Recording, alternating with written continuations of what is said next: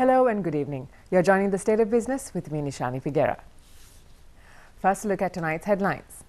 Veteran banker Nihal Fonseca appointed to Monetary Board. And Fisheries Minister considers steps to solve Indian fishermen issue through discussion. President Maithripala Sirisena has appointed veteran banker Nihal Fonseca as a member of the Monetary Board. The central bank announced that the appointment is effective from 27th July. Fonseca had held a number of key managerial positions in Sri Lanka as well as overseas. He was the Chief Executive Officer of DFCC Bank for over 13 years and the Deputy Chief Executive Officer of HSBC Colombo for 10 years. The Government Information Department says state institutions should be ready with a mechanism to voluntarily provide information to the public with the enactment of the Right to Information Act.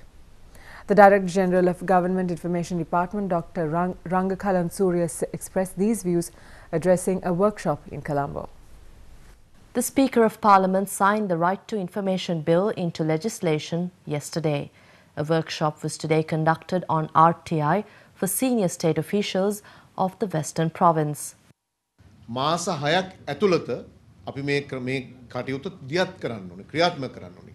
නමුත් මේ ක්‍රියාත්මක කරනවා කියන්නේ අඩුම ගානේ ලබන අවුරුද්දේ ජනවාරි මාසෙ වෙනකොට පළවෙනි තොරතුරු ඉල්ලීමේ ඉල්ලුම්පත තමුන්නාසලට ලැබෙන්න ඕනේ.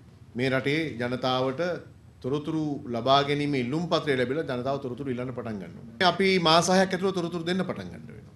මෙතෙක් කල් වැහිලා තිබිච්ච රාජ්‍ය යාන්ත්‍රණය අද පටන් යනවා වීදුරු කූඩුවක් ඇතුළට.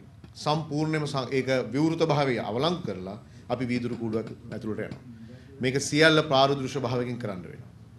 ඒ නිසා තොරතුරු දැනගැනීමේ අයිතිය පමණක් නෙමෙයි ඔබේ සෑම දෙපාර්තමේන්තුවකටම සෑම ආයතනයකටම ස්වච්ඡාවෙන් තොරතුරු ලබා දෙන ක්‍රමවේදයක් හදන්නත් වෙනවා. Fisheries and Aquatic Resource Development Minister Mahinda Amaraveera says he will consider the long-standing issue of Indian fishermen poaching in Sri Lankan waters in a sensitive manner. He said it is important to protect Sri Lankan fishermen but also maintain cordial relations with India. අපි මේ දිනවල ඒ පිළිබඳව පුළුල්ව සාකච්ඡා පවත්වනවා. අමාත්‍යාංශයේ විවිධ අංශ සමග සාකච්ඡා අපි පැවැත්තුවා. පෙරේදා දිනේ අපි විදේශ අමාත්‍යාංශයේ විදේශ අමාත්‍යතුමා ඇතුළු ඒ සියලුම අංශ සමග සාකච්ඡා කරා. මේ කටයුතු කොහොමද ක්‍රියාත්මක වෙන්නේ කියලා. මොකද ඉන්දියාවේ මට ආරාධනයක් ඇවිල්ලා තියෙනවා මේ සාකච්ඡා සඳහා සම්බන්ධ වෙන්න කියලා. අපි තීන්දුව කරා පළවෙනියට ඉන්දියාවේ ඉල්ලීම අනුව දීවරයන් අතර සාකච්ඡා ආරම්භ කරා. ඒ අනුව සාකච්ඡා වට දෙකක් පවත්වනවා. එකක් ඉන්දියාවෙත් එකක් අපේ ශ්‍රී ලංකාවෙත් මම දැන් ඒ කටයුත්ත අපිට මාසයක් විතරයි කියලා හිතනවා. ඒ ඉවර වෙනවත් එක්කම මම බලාපොරොත්තු වෙනවා අපේ රාජ්‍ය තාන්ත්‍රික මට්ටමේ කණ්ඩායමක් ඉන්දියාවේ ගිහිල්ලා සාකච්ඡා කරලා යම් තීන්දුවලට තීරණවලට එකඟ වෙයි. Meanwhile, Min Visithura 2016, the ornamental fish and show tank competition and exhibition will inaugurate at the Sri Lanka Exhibition and Convention Centre tomorrow. The exhibition will be an opportunity for local entrepreneurs to be familiar with good international market practices while also creating a platform to promote Sri Lankan ornamental fish to the global market. Organised by the Fisheries and Aquatic Resources Development Ministry, along with the National Aquaculture Development Authority, Min Visithura 2016 is expected to attract a large number of local and international visitors. සිතුරු මසුන් අරගෙන ඒ අය අපනයනය කිරීම තුලින් සාල ආදායමක් අපි ලබා ගන්න. අපේ රටේ විසිතුරු මසුන් සඳහා ලෝකේ ඉහළම ඉල්ලුමක් තිබෙනවා. දැනටමත් මේ 2015 වර්ෂයේ විතරක් අපි මිලියන 2392ක අපේ ව්‍යාපාරිකයන් අපේ රටට මුදල් ගෙනල්ලා තියෙනවා මේ දේශ විනිමය විදියට විසිතුරු මසුන් අපනයනය කිරීම තුලින්. ඒ නිසා අපිට විශාල රැකියා නිර්මාණය වෙන අපේ රටට විදේශ විනිමය ලැබෙන ඒ වගේම විදේශ විනිමය ඉතිරි වෙන කර්මාන්තයක් විදියට අපිට මේ විසිතුරු මසුන් සඳහන් කරන්න පුළුවන්. There's more news on the other side of this short break. Do stay with us.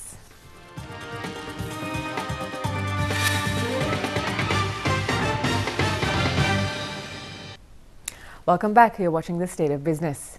The Sri Lanka Economic Summit 2016, organised by the Ceylon Chamber of Commerce, ended in Colombo last evening. This year's event was held under the title Focus, Act, Deliver. The final session of Sri Lanka Economic Summit discussed the future of the public enterprises in Sri Lanka. Speaking here, Minister Malik Samarvikrama explained the government's policy towards public enterprises. The Prime Minister, in his forthcoming presentation of the 5-year plan, we set out the roadmap for SOE reform and disposal of non-strategic state assets. By way of a final word, let me emphasize that it is no longer viable for the government to allow continued loss-making in the SOE sector. The lack of fiscal space, amplified by the debt burden, simply does not allow for this. Through a combination of restructuring and sale of non-strategic private assets, the government is determined to address effectively this long-standing problem, which has been a major drag on the development prospects of the country. Minister of Foreign Affairs Mangala Samaravira also addressed the summit. As Sri Lanka embarks on its third wave of reforms, allow me to distill my experience into 3 points. First, introduce competition. Second, limit conflicts of interest by decoupling operational control from policymaking and regulation. Third, ensure competitive operations by bringing in professional independent management through management contracts and by listing stakes. I'm confident that this tripartite reform framework commands the confidence of all stakeholders and will stand the test of time regardless of the government that will come to power. The leader of Janata Vimukti Peramuna, Anru Kumar Disanayaka, also spoke at this session. Here, he highlighted multiple issues faced by the Sri Lankan economy. අපේ ආර්ථිකයේ ප්‍රධාන අර්බුද ගණනාවකින් වෙලිලා තිබෙනවා. එහි පළමු අර්බුදය තමයි අපි දැවැන්ත ණය අර්බුදයක ගිලිලා තිබෙනවා. දෙවැනි අර්බුදය අපි ආනයන අපනයන වෙළඳපොලේ මුහුණ දී තිබෙන ගැටලුව.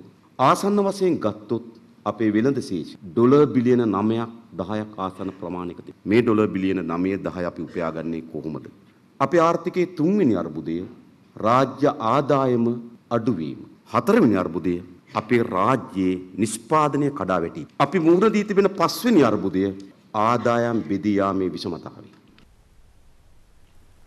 SME Prolink, an initiative of GIZ Germany and Ceylon Chamber of Commerce, will launch its second phase in Trincomalee with the participation of 60 SMEs from the eastern and central provinces.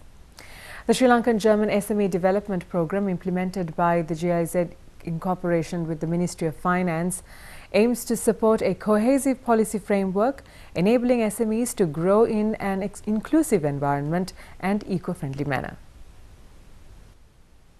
The second SME Prolink Unity Through Business will be organized in Trincomalee district, providing opportunities to the participating SMEs and stakeholders of the food and beverage sector to enhance their social linkages, expand business contact and strengthen skills and capacities. 31 SMEs from the Eastern Province and 29 SMEs from the Central Province will participate in the program. The program will consist technical and knowledge sharing sessions on relevant topics for the development of the sector. SMEs are the backbone and should be the backbone and can be the backbone of our country. In Germany, SMEs play a key role. The SMEs have most of the employees, and there is so much innovation in this sector. And I would say without the SME, there was no middle class, and without middle class, there's no stability in our country. So this shows the role that SMEs play. After this short break, it's a Stock Watch. Stay with us for that.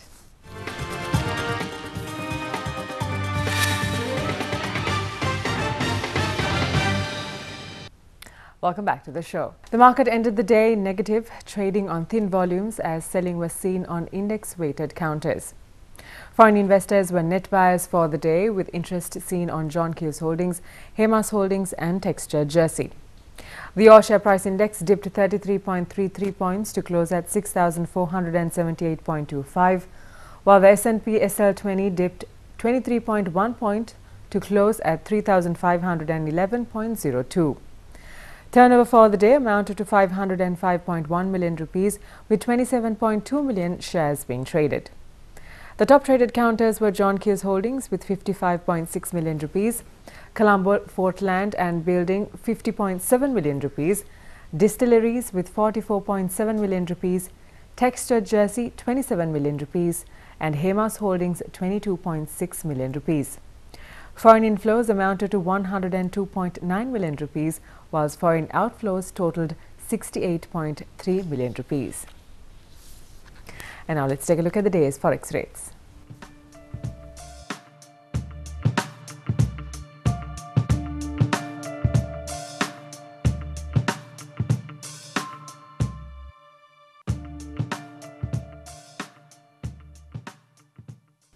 And with that, we sign off for tonight. Please do join us again tomorrow at the same time. Until then, thank you for watching. Good night.